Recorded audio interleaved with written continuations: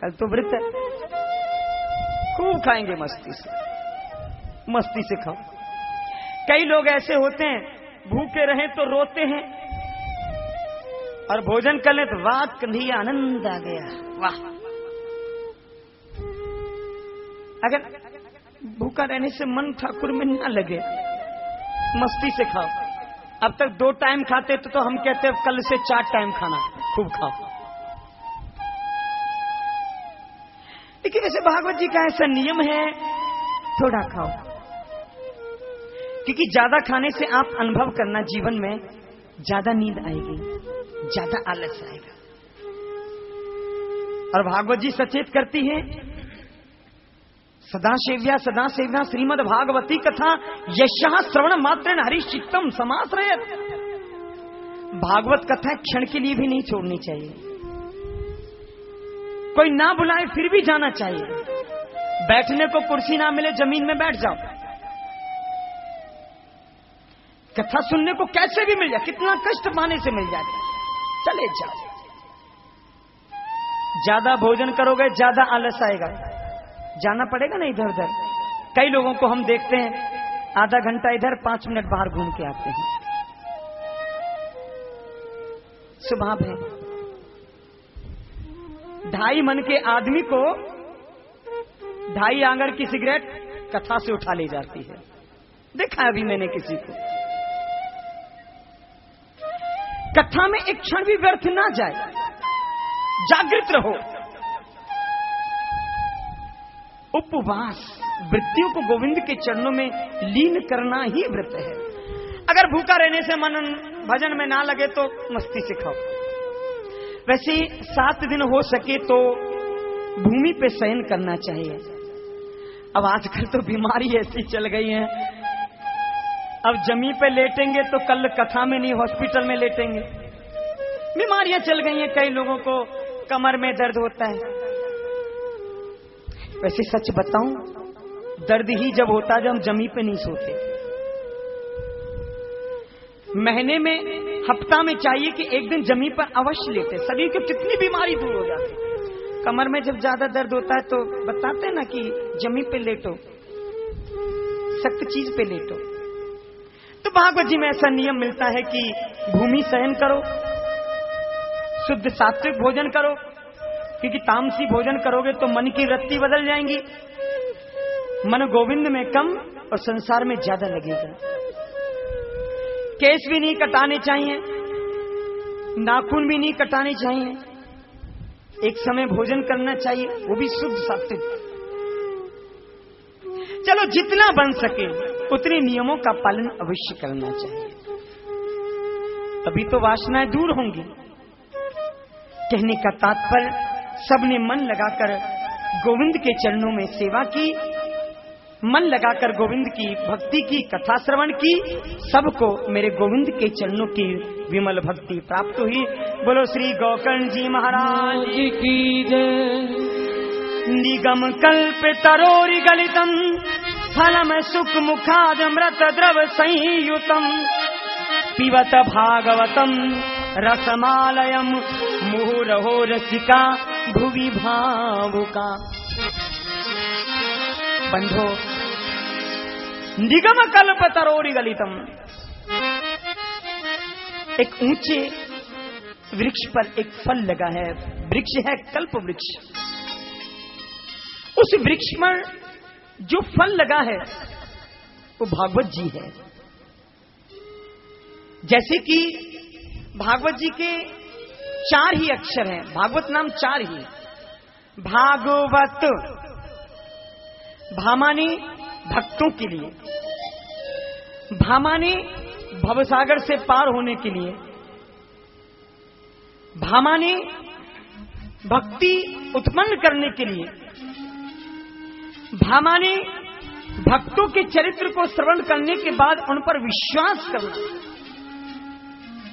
कई लोग कहते हैं कि भागवत में कथा क्या है, ये तो राजाओं की कथा आती है। अरे बंधु, राजाओं की नहीं, प्रभु के भक्तों की कथा आती है। जैसे भागवत जी में कई एक कथा है। ध्रुव जी का जीवन चरित्र हमें सिखाता है कि भक्ति करनी है तो बालकपन से ही प्रारंभ कर दो। कई लोग कहते हैं आज नहीं कल, आज नहीं कल, कल करते करते काल आ जाता है, हम मर जाते हैं, नरक पहुंच जाते हैं। भक्ति करनी है तो बालकपन से ही प्रारंभ करो, कल तो बहुत देर हो जाएगी। प्रहलाद जी के जीवन चरित्र से शिक्षा मिलती है कि परमात्मा पर विश्वास रखो। देखें गर गौर से तो हर सूरत मेरे कन्हैया की नजर आती है। विश्वास के प्रतीक हैं। विश्वासम फलदायकम, बिन विश्वास भगति नहीं। विश्वास के प्रतीक हैं। परमात्मा पर विश्वास रखो। भरत जी के जीवन चरित्र से शिक्षा देखना। भरत जी ने हिरण में मोह बनाया, उन्हें हिरण बनना पड़ा। अरे जीव, संसार में मोह मत बना। संसार का मोह तुझे भटका देगा और मेरे गोविंद का मोह तुझे सीधा भव सागर से पार लगा देगा। भागवत, भामानी भाव से भजो। भाव ही नहीं होगा तो क्या, कैसे गोविंद मिलेंगे। गा माने ज्ञान होना चाहिए गोविंद से मिलने का। ज्ञान रूपी गंगा भागवती में गोता लगाओ, भागवत का रस पियो। जैसे संसार के जितने भी रस हैं ऐसे पिए जाते हैं, और भागवत जी का रस ऐसे पिया जाता है, हाथों से नहीं, कान से पियो। भाग ज्ञान होना चाहिए।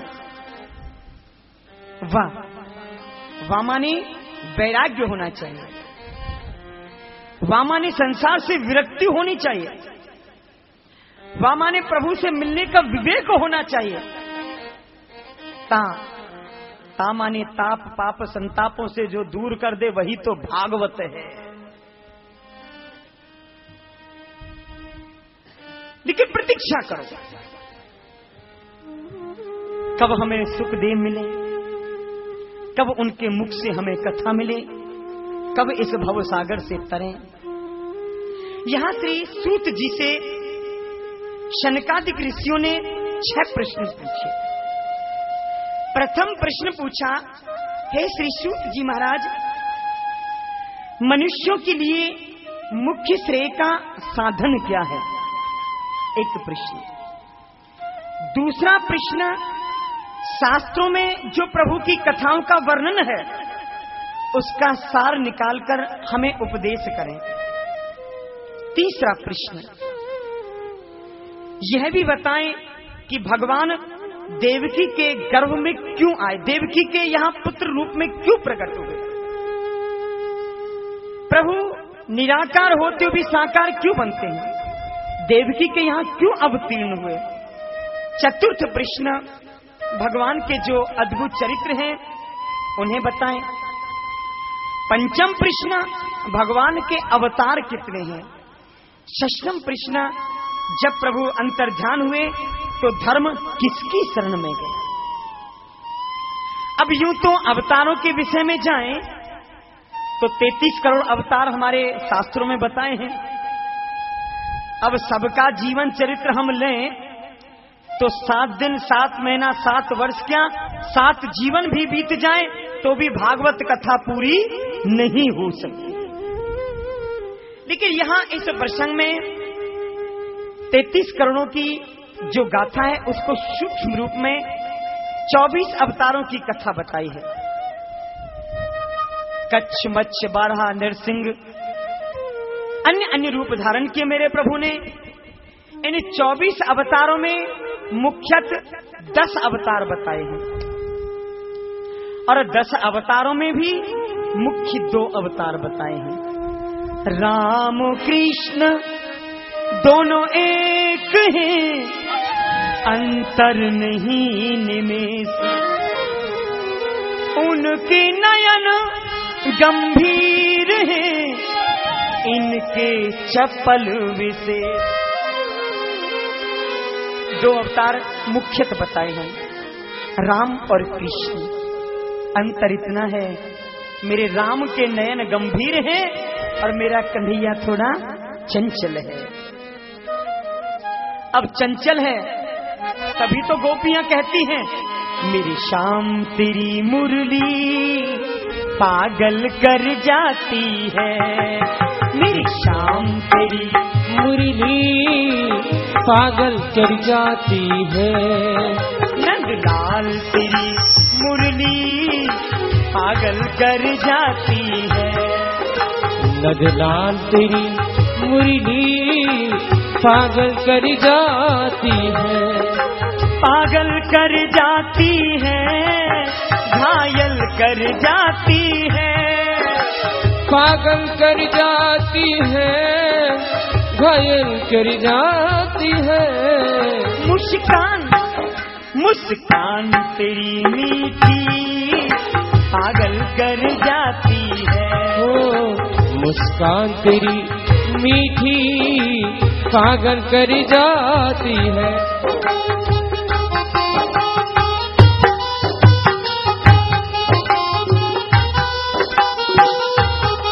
श्री राधे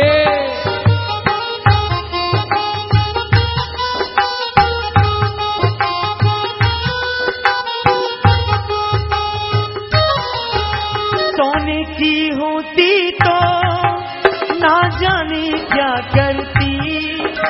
सोने की होती तो न जाने क्या करती। सोने की होती तो ना जाने क्या करती। ये बांस की हो करके कितना तड़पाती है। ये बांस की हो करके इतना तड़पाती है। कितना तड़पाती है, सारी रात जगाती है। इतना तड़पाती है, घायल कर जाती है। मेरी शाम तेरी मुरली पागल कर जाती है। ओ मेरे श्याम तेरी मुरली पागल कर जाती है।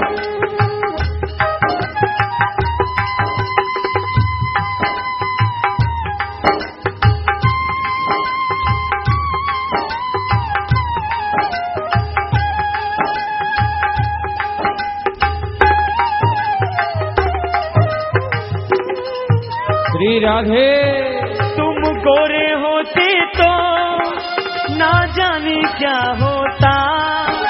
यदि गोरे होते तो न जाने क्या होता। यदि गोरे होते तो ना जाने क्या होता।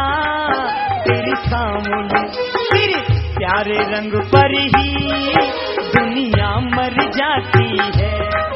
तेरे प्यारे रंग पर भी दुनिया मर जाती है। दुनिया मर जाती है, पागल हो जाती है। दुनिया मर